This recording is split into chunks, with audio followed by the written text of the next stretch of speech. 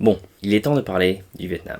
Salut. Quand j'ai commencé à faire des vidéos, je les faisais en vietnamien, tout simplement pour apprendre la langue et me forcer à la pratiquer.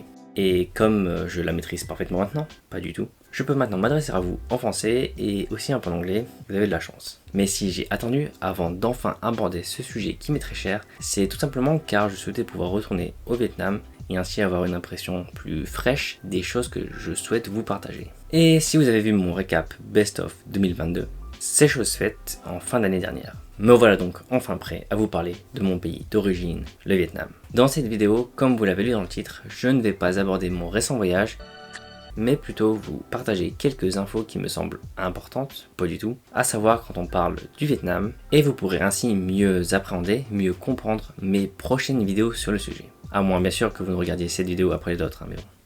Bref, installez-vous confortablement, nous allons décoller à 10 000 km de la France pour apprendre quelques anecdotes sur le Vietnam.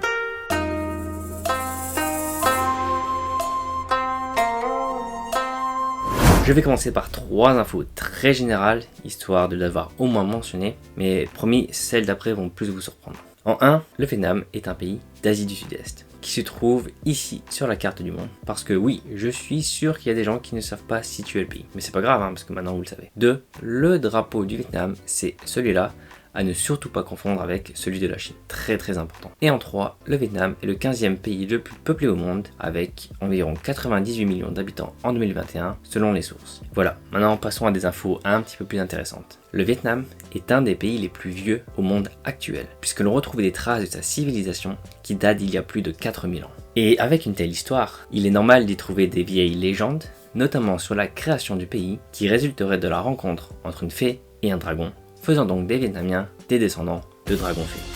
Le lien avec le dragon reste cependant d'actualité, non pas parce que le Vietnam est un pays producteur de fruits de dragon, mais parce que la forme géographique du pays a l'allure d'un dragon asiatique, donnant ainsi au Vietnam le surnom de pays du dragon. Le Vietnam abrite la plus grande grotte au monde, et je ne voulais pas vous faire l'affront d'essayer de prononcer son nom, Rang Som Du. Pour vous donner une idée, il semblerait que l'on puisse y construire un quartier complet d'immeubles de 40 étages à l'intérieur. Et oui, cette grotte, on peut la visiter, mais il y a pas mal de prérequis, notamment être en très grande forme physique, parce que c'est un trek de 3-4 jours, et aussi son prix qui vaut 3000 $ américains. Un autre lieu un peu insolite, mais pas autant que la plus grande grotte au monde, ce serait le désert du Vietnam. Parce que oui, il existe un désert au Vietnam, près de la ville de Mui Ne. Bon, dans les faits, c'est un peu plus des dunes qu'un vrai désert, mais c'est toujours un paysage insolite, encore une fois, qui mérite d'être vu. La preuve, c'est que j'y suis allé. Et oui, c'est une veste. Shingeki no Kyojin. Avec ce que je viens de vous présenter, vous avez sûrement cette image du Vietnam comme étant un pays au climat tropical, c'est-à-dire chaud et humide, genre très chaud et très humide. Mais du coup, vous serez un petit peu surpris d'apprendre que il neige au Vietnam. Oui, bien sûr, cette météo n'arrivera pas sur les plages du littoral, mais bien dans les montagnes au nord du pays. D'ailleurs, Vietnam, ce n'est pas le vrai nom du pays. Plutôt, ce n'est pas son nom officiel, son nom complet, qui est la République socialiste du Vietnam. République, donc oui, ils ont un président. République socialiste, ici c'est sujet à interprétation, mais je peux vous informer que c'est une république, à parti politique unique, le parti communiste. Et je vous laisse supposer ce que ça veut dire. Quand je vous ai montré le nom complet du pays, vous avez peut-être remarqué que Vietnam, en vietnamien, cela s'écrit comme ça. Parce que oui, le vietnamien utilise un alphabet latin. Il n'y a pas de caractères comme avec le chinois, le japonais, le coréen, etc. Et cette particularité, on la doit à un très cher compatriote, monsieur Alexandre de Rhodes, qui, en tant que missionnaire dans les années 1600, s'est sûrement dit que les caractères c'est compliqué et a donc décidé de s'imposer en colonisateur français et de dire aux Vietnamiens « utilisez mon alphabet ». Non, c'est faux. En vrai, il est surtout l'un des pionniers dans la transcription des caractères en alphabet latin, en lettres latines, mais je trouve cela fascinant que ce système d'écriture ait été adopté au fil des années pour devenir la langue utilisée aujourd'hui. Avant d'être une république, le Vietnam était un royaume, voire même un empire, puisqu'à la tête du pays se trouvait un empereur issu de grandes dynasties royales. La dernière en date étant la dynastie Nguyen. Nguyen, qui est d'ailleurs le nom de famille le plus répandu au Vietnam, et oui, ça se prononce bien. Nguyen et pas du tout Nguyen comme on le dit en français. D'ailleurs, le dernier empereur de cette dynastie Nguyen et de facto le dernier empereur du Vietnam, l'empereur Bao Dai, a passé pas mal de temps en France, notamment lors de ses études, mais surtout pour sa fin de vie après son exil du pays. Et en parlant de la France, vous n'êtes pas sans savoir que le Vietnam a été une colonie française, puisque oui, le Vietnam a eu de nombreux conflits internationaux.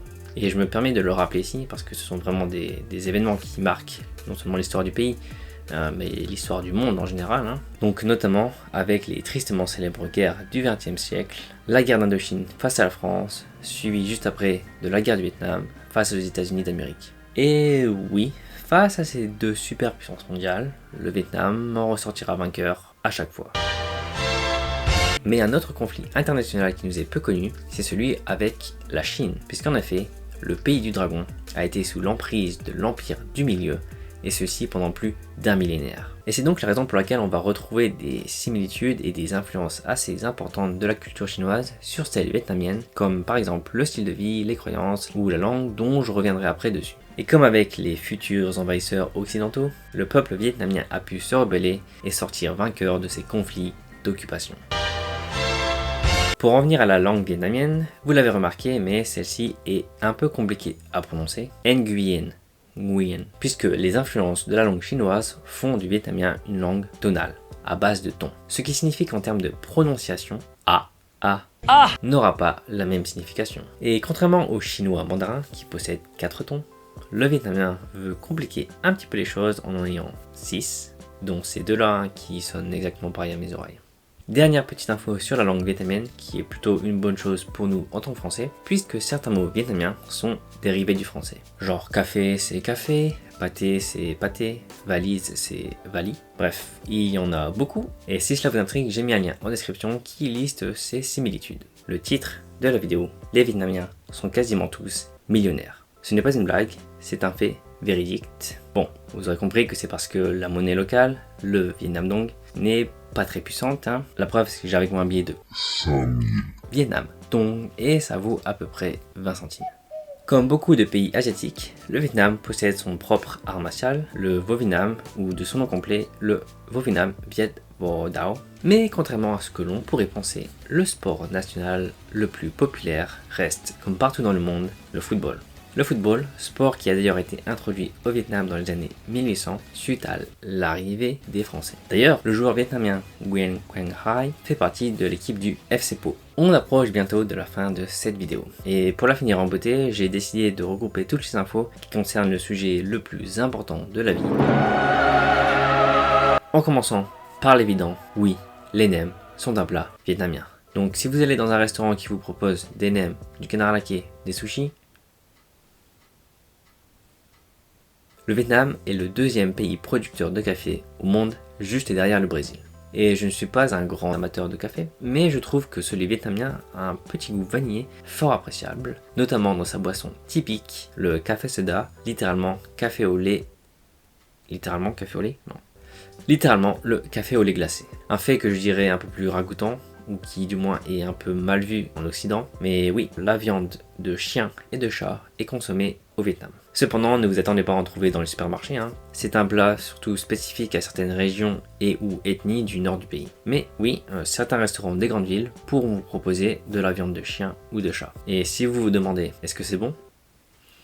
Parlons maintenant du bo bun, plat souvent vendu et décrit comme étant vietnamien.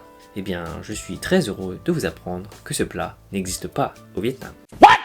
Le bun bò, par contre, littéralement nouilles avec de la viande de bœuf, ça oui, ça existe et c'est très bon. Et donc oui, le bo bun, qui est sûrement une déformation du nom d'origine, n'existe pas au Vietnam. Et enfin, pour terminer, l'info la plus importante de toute cette vidéo. Vraiment, si vous ne devez retenir qu'une seule chose ici, c'est celle-là. Vous êtes prêts?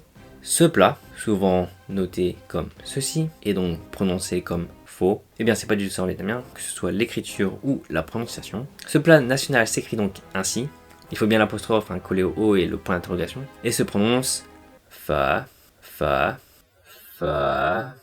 Allez, une dernière fois, fa. Voilà, donc si vous ne devez retenir qu'une seule chose, retenez ceci. Le faux, c'est faux, mais le fa, c'est le feu. Merci beaucoup d'avoir regardé cette vidéo, qui j'espère vous aura permis d'apprendre beaucoup de choses, ou pas. Bien sûr, ce sont des infos très générales qui mériteraient toutes d'être approfondies. D'ailleurs, n'hésitez pas à me dire en commentaire lesquelles vous ont le plus surpris, et si vous souhaiteriez en savoir plus, pourquoi pas. Et maintenant que vous en savez un peu plus sur le pays du dragon, je vais pouvoir aborder mon retour au Vietnam après 3 ans, et sans vous spoiler, c'était ouf. Du coup, like, partage, abonnement et la cloche pour pas rater ça. En attendant, prenez soin de vous. À plus.